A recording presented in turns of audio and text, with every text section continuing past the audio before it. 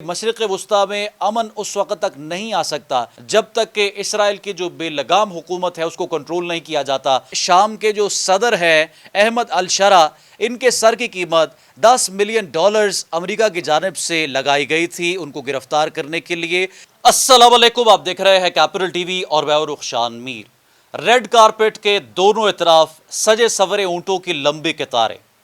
Donald Trump کا جہاز جیسے ہی مشرق وسطیٰ کے فضائی حدود میں داخل ہوتا ہے، سعودی ایئر کرافٹس ڈونلڈ ٹرمپ کے جہاز کو خصوصی پروٹوکول دینے کے لیے پہنچ جاتے ہیں۔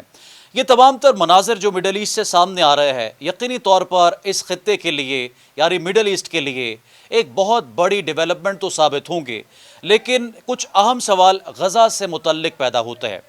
بہت میجر ڈیولپمنٹ سعودی عرب میں ہونے والی ملاقات میں ہوئی۔ ڈونلڈ ٹرمپ نے شام کے نئے صدر سے ملاقات کرتے ہوئے انہیں اسرائیل کو تسلیم کرنے اور اسرائیل کے ساتھ کاروباری مراسم کا آغاز کرنے کی تنبیہ کی،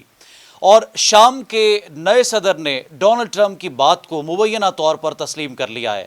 شام کے نئے صدر وہی شخصیت ہیں جن کے سر کی قیمت امریکہ کی جانب سے $10 ملین عائد کی گئی تھی، اور ڈونلڈ ٹرمپ کے لیے یہ اس خطے کی ناپسندیدہ شخصیات میں سے ایک تصور کیے جاتے تھے۔ شام کے نئے صدر احمد الشرا سے سعودی عرب میں ملاقات ہوئی، اور یہ دونوں ممالک کے بڑے رہنماؤں کے درمیان 25 سال بعد ہونے والا ایک ایسا انٹریکشن ہے جس نے عالمی منظرنامے پر بہت سے سوالات کھڑے کر دیے ہیں، کیونکہ یہ شام کے جو صدر ہے احمد الشرا، ان کے سر کی قیمت $10 ملین امریکہ کی جانب سے لگائی گئی تھی ان کو گرفتار کرنے کے لیے، لیکن شام میں 50 سال پر محیط بشار الاسد کے خاندان کی حکومت جیسے ہی ختم ہوئی تو امریکہ نے شام کے ساتھ ایک نئے تعلقات کا آغاز کرنے کا عندیہ دے دیا ہے، اور شام اور امریکہ کے جو تعلقات ہیں ان میں ایک نیا موڑ سامنے آ چکا ہے۔ سعودی عرب کے اس دورے کے دوران ڈونلڈ ٹرمپ نے بہت سے مختلف امور پر گفتگو کی، لیکن امریکہ کا میجر فوکس بزنس اور اکانومی رہا۔ سعودی عرب میں امریکی صدر ڈونلڈ ٹرمپ نے جو خطاب کیا اور محمد بن سلمان سے جو ان کا انٹریکشن ہوا، امریکہ کا میجر فوکس کاروبار اور مڈل ایسٹ میں اپنی تجارتی سرگرمیوں کو بڑھاوا دینا تھا۔ یہاں تک کہ ایپل کے CEO ٹم کوک سے ملاقات کے دوران ڈونلڈ ٹرمپ نے یہ تک واضح کر دیا کہ ایپل بھارت میں مزید مینوفیکچرنگ اور اسمبلنگ نہ کرے۔ آپ کو یہ بتانا چاہتا ہوں کہ ایپل ہو یا دیگر جو انٹرنیشنل کمپنیز ہیں،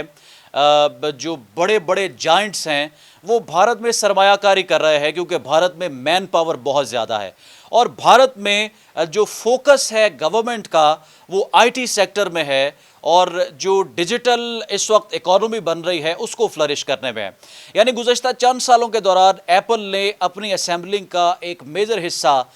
بھارت میں لگا دیا ہے، اور بھارت میں بڑے بڑے پلانٹس لگا دیے ہیں جو ایپل کی تمام تر پروڈکٹس کو اسمبل کرتے ہیں۔ ڈونلڈ ٹرمپ نے ایپل کے CEO کو واضح احکامات دیے ہیں، ان کو منع کیا ہے کہ آپ بھارت میں مزید توسیع نہ کریں، اپنے سسٹم کو مزید نہ پھیلائیں، امریکہ میں آپ مزید اپنے سسٹم کو پھیلائیں، چائنا میں آپ نے جتنے بھی پلانٹس لگائے اور چائنا میں جتنی بھی اسمبلنگ ہو رہی تھی اس سے ہمیں فرق نہیں پڑتا، لیکن بھارت کو لے کر ڈونلڈ ٹرمپ نے ایک بڑا واضح اور بڑا سٹیٹمنٹ دیا ہے جس نے بھارت میں بھی اس وقت بہت سا بھونچال پیدا کر دیا ہے۔ بنیادی طور پر تو جس طرح سے میں نے آپ کو بتایا کہ مین پاور اس وقت بھارت میں بہت زیادہ ہے، اور ان کا تمام تر فوکس بھی فیوچر کو لے کر ہے اور IT کو لے کر ہے۔ سعودی عرب میں اور قطر میں جو ڈونلڈ ٹرمپ کا استقبال کیا گیا، قطر میں بھی ڈونلڈ ٹرمپ کی جانب سے کاروبار کے حوالے سے گفتگو کی گئی کہ کس طرح سے ہم ٹریڈ کر سکتے ہیں قطر کے ساتھ اور شام کے ساتھ، جو ایک نئے باب کا آغاز ہو رہا ہے۔ سعودی عرب میں جو ہے وہ مزید جو ہے وہ وینچرز لے کر آ رہے ہیں، لیکن اس ساری صورتحال میں جو اہم سوال ہے وہ یہ پیدا ہوتا ہے کہ سعودی عرب میں شاندار استقبال، دوحہ میں ایک پرتپاک استقبال، اور تمام تر ممالک کے ساتھ جو ہے وہ امریکہ کے معاہدے بہت ضروری ہیں اور ٹھیک ہیں، لیکن کسی نے غزہ کے حوالے سے یہ بات نہیں کی کہ غزہ میں جو اسرائیلی جارحیت مسلسل بڑھتی جا رہی ہے اس کو لے کر امریکہ کی پالیسی کیا ہوگی۔ آج کی جو لیٹسٹ نیوز ہے وہ میں آپ کے سامنے رکھ دیتا ہوں، جو غزہ سے آئی ہے، انتہائی افسوسناک ہے۔ اب ڈونلڈ ٹرمپ کے اس دورے کے دوران جس میں بہت سے اکنامک وینچرز پر گفتگو ہوئی ہے، غزہ پر بھی امریکی صدر ڈونلڈ ٹرمپ نے لب کشائی تو کی ہے، لیکن جو مسلم رہنما ڈونلڈ ٹرمپ سے ملاقات کر رہے تھے ان کی جانب سے غزہ کو لے کر کوئی مطالبہ ڈونلڈ ٹرمپ کے سامنے نہیں رکھا گیا، جو ایک بڑا سوالیہ نشان ہے ان ملاقاتوں پر۔ کیا محمد بن سلمان، کیا شام کے صدر یا کیا قطر کے امیر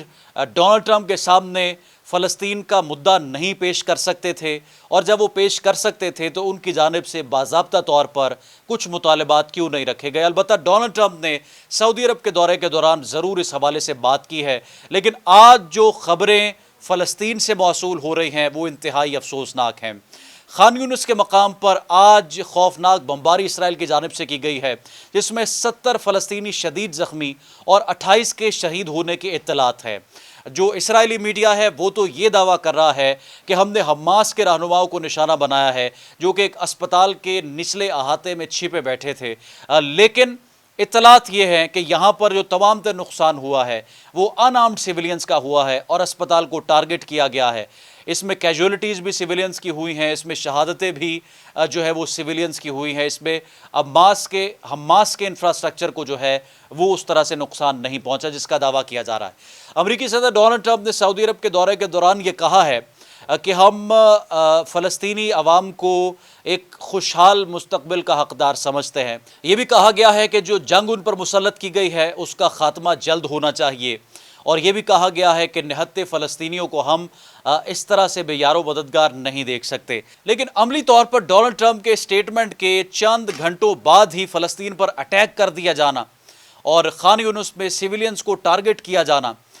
یہ کس طرح سے اسرائیلی جارحیت ہے اور اسرائیل کی جو بے لگام حکومت ہے وہ کیوں اس پر خاموش نہیں ہوتی؟ میں تو یہ سمجھتا ہوں کہ تمام تر مسلم ممالک اور ان کے سربراہ جو کہ ڈونلڈ ٹرمپ سے ملاقاتیں کر رہے ہیں، سب کو مشترکہ طور پر یہ حکمت عملی اور یہ مطالبات واضح کرنے چاہیے کہ مشرق وسطیٰ میں امن اس وقت تک نہیں آ سکتا جب تک کہ اسرائیل کی جو بے لگام حکومت ہے اس کو کنٹرول نہیں کیا جاتا اور فلسطین میں امن نہیں آتا۔ اپنی رائے کامنٹ سیکشن میں لکھ کر ضرور آگاہ کریں۔ رخشان میر کودے، کیپٹل ٹی وی سے اجازت، اللہ حافظ۔